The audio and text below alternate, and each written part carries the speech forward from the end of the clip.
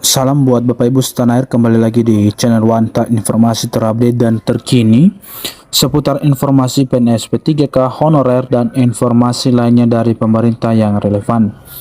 Di kesempatan yang baik ini saya menyapa Bapak Ibu, khususnya Bapak Ibu yang statusnya sebagai dosen, di mana ada informasi terbaru dari Kementerian Pendidikan tentang kenaikan penghasilan dosen. Apakah benar informasi tersebut Bapak Ibu? Untuk lebih jelasnya mari kita simak video berikut ini.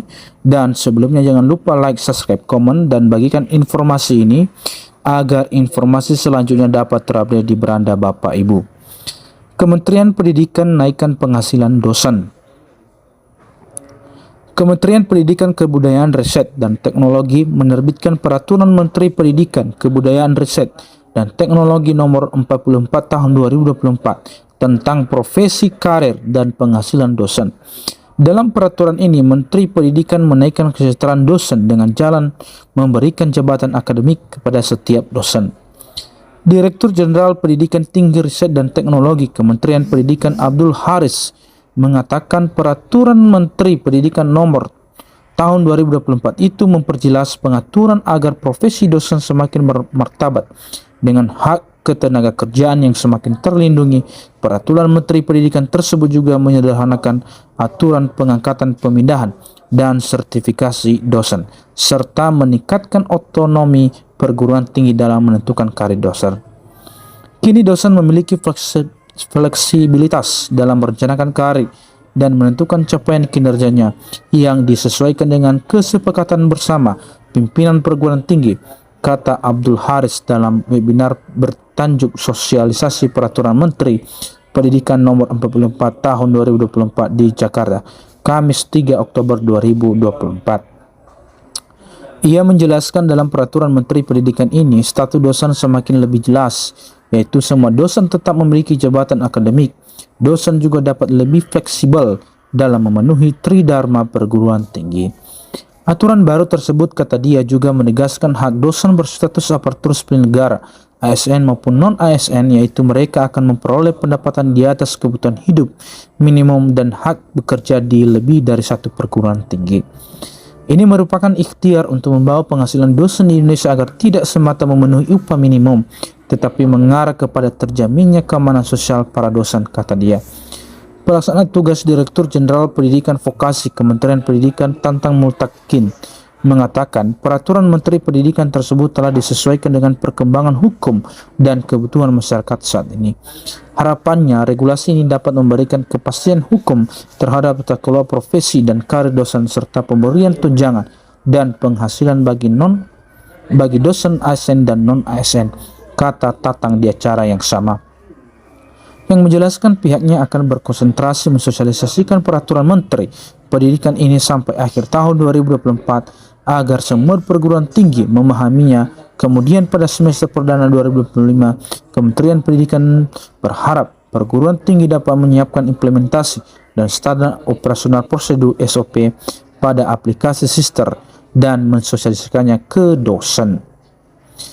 Mulai sekarang sampai bulan Juni 2025 akan ada sosialisasi maupun pendampingan yang akan dilakukan Kemendikbudristek dan penyediaan materi panduan untuk perguruan tinggi yang akan dirilis bertahap sebelum kebijakan ini dapat secara ideal diimplementasikan pada bulan Agustus 2025, ujar Tatang.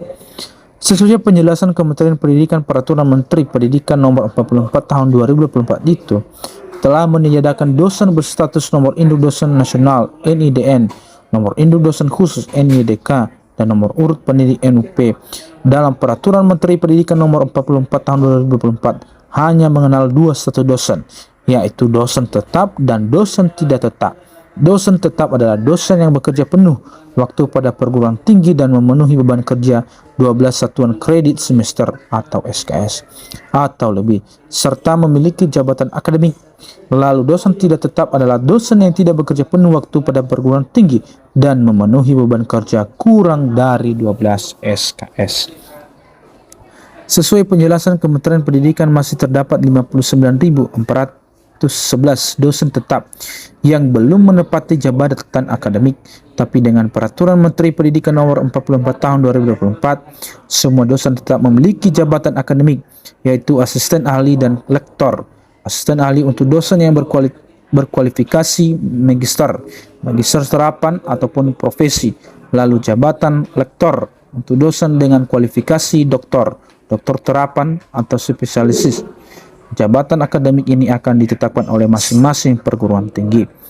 Adapun dosen tetap tidak memiliki jabatan akademik, mereka hanya dapat memiliki jabatan akademik jika sebelumnya pernah memiliki jabatan akademik tersebut sebagai dosen tetap. Peraturan Menteri Pendidikan Nomor 44 Tahun 2024 ini juga semakin mempertegas gaji dosen ASN akan merujuk pada Peraturan Aparatur Sipil Negara. Sedangkan gaji dosen non-ASN akan mengikuti Peraturan Ketenagakerjaan. Selain gaji dan tunjangan yang melekat pada gaji, dosen yang memenuhi persyaratan juga menerima tunjangan profesi, tunjangan fungsional, tunjangan khusus, dan tunjangan kehormatan. Tunjangan profesi dan tunjangan kehormatan dosen non-ASN disetarakan dengan gaji pokok dosen golongan tertentu, yaitu asisten ahli merujuk pada gaji pokok dosen golongan 3B, lektor merujuk pada gaji pokok dosen golongan 3C, lektor kepala merujuk pada gaji pokok dosen golongan 4A, lalu profesor merujuk pada gaji pokok dosen golongan 4D. Jadi itu Bapak Ibu informasi mengenai kenaikan gaji dosen berdasarkan Peraturan Menteri Pendidikan Nomor 44 Tahun 2024. Demikian informasi ini, semoga dapat bermanfaat. Terima kasih.